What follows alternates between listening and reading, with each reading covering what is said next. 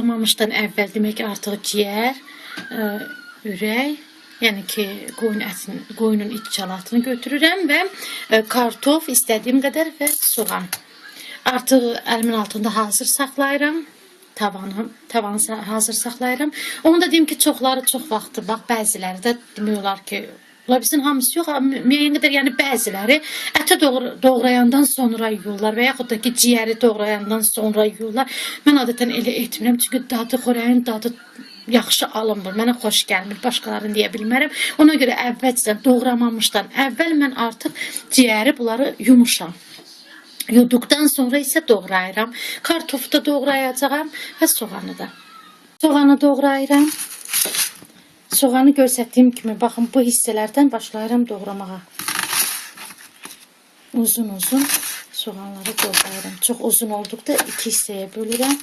Yəni soğanı belə hissələrlə doğramıram. Bu istiqamətlərində soğanı doğrayıram. Beləcə doğradım, bax belə.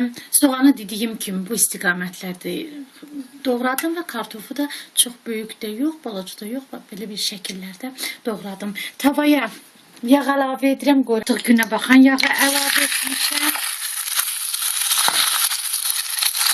Və doğradığım ciyəri, ürəyi tavaya əlavə edirəm. Qazqabasının üzərində bişirəm sözsüz. Tuz vurmamışam, yəni tuzlu sonra əlavə edəcəyəm.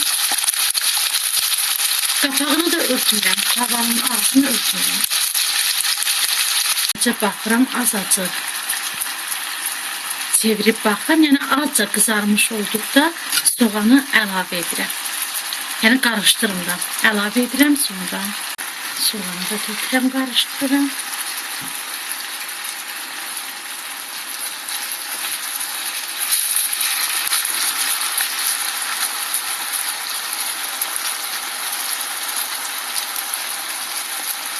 Soğanı qarışdırım, demək ki, ciyəri tam onunla qarışdırmıram. Yəni üzərinə töküb azacaq belə edirəm. Yəni gözləyirəm. Qarışdırıram.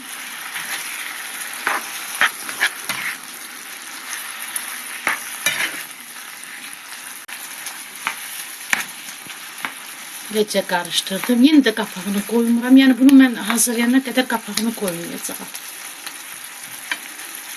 Soğan azca qızarmış olduğu kimi və yəni qızardıqda bax beləcə kartofu da əlavə edirəm. Kartofun üzərinə kartofu əlavə etdikdən sonra duz səpirəm və sözsüz ki, sarımsaq əlavə edəcəyəm. Bu çoxdur, mən azca səpirəm. Bax belə sarımsaq. Sonra yaxşıca qarışdırırım.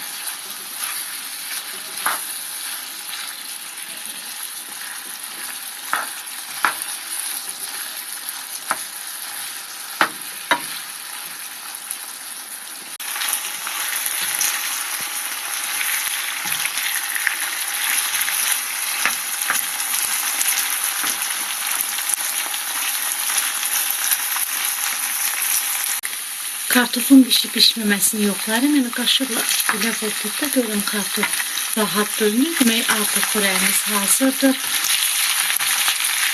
Qablara çəkib sufraya verə bilərik.